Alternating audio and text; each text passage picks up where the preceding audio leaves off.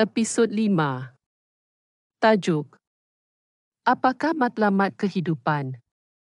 Mari kita mendengar penjelasan secara terperinci apakah tujuan utama hidup ini. Berdasarkan dhamma yang benar, bukan dari kepercayaan luar atau pandangan yang salah. Salam Dharma dan salam sejahtera kepada semua sahabat. Terima kasih kerana terus mengikuti siri pembelajaran ini. Dalam episod kali ini, kita akan berbincang tentang persoalan besar dalam hidup. Apakah sebenarnya tujuan atau matlamat hidup kita menurut ajaran Buddha? Ramai orang hidup mencari kekayaan, nama, kuasa atau kebahagiaan dunia. Tapi adakah itu benar-benar matlamat hidup yang diajar oleh Buddha? Huraian utama. Dalam ajaran Buddha, tujuan hidup bukan semata-mata untuk kaya, berjaya atau mendapat nikmat dunia. Semua itu hanyalah sementara dan tidak kekal.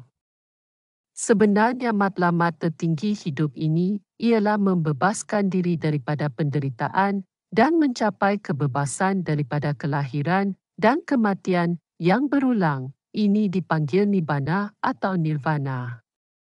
Buddha mengajar bahawa kehidupan dunia ini penuh dengan dukkha, iaitu penderitaan, ketidaksempurnaan dan perubahan.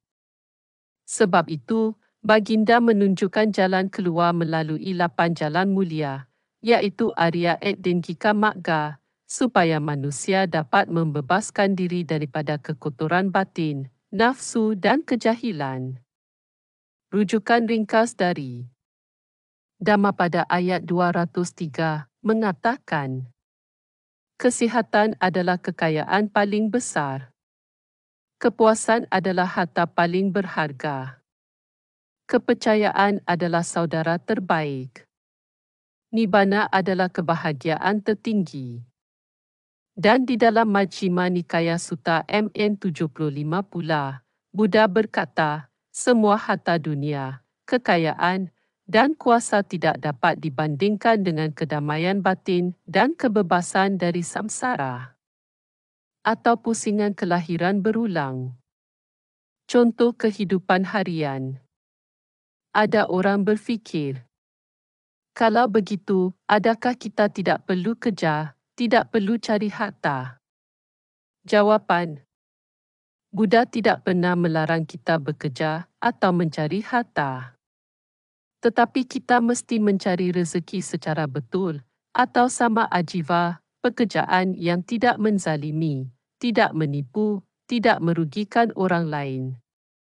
Kekayaan itu perlu digunakan untuk membantu, berbakti dan buat kebajikan, bukan untuk menindas atau menunjuk-nunjuk. Persoalan dan jawapan. Soalan: kalau orang kaya, hidup mewah, tetapi tidak ikut ajaran Buddha, dia bahagia atau sengsara? Jawapan: kebahagiaan dunia itu hanya sementara.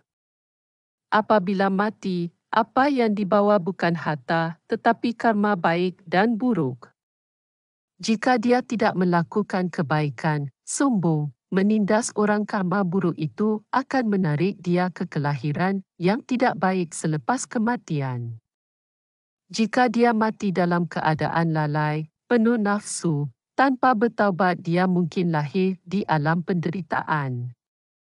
Tetapi jika dia sempat bertaubat dengan ikhlas, menyedari kesalahan, dia mungkin dilahirkan ke alam yang lebih baik dahulu, tetapi karma buruk tetap akan berbuah selepas itu apabila tiba pada masanya.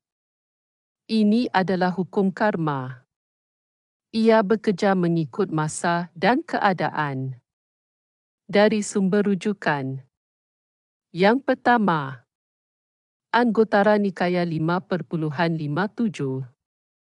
Tiada siapa dapat lari daripada hasil perbuatan sendiri. Yang kedua, Itivuttaka 10. Apa yang kamu lakukan, skim yang kamu akan terima cepat atau lambat. Jadi sahabat sekalian, matlamat hidup kita bukan hanya untuk seronok di dunia ini sahaja.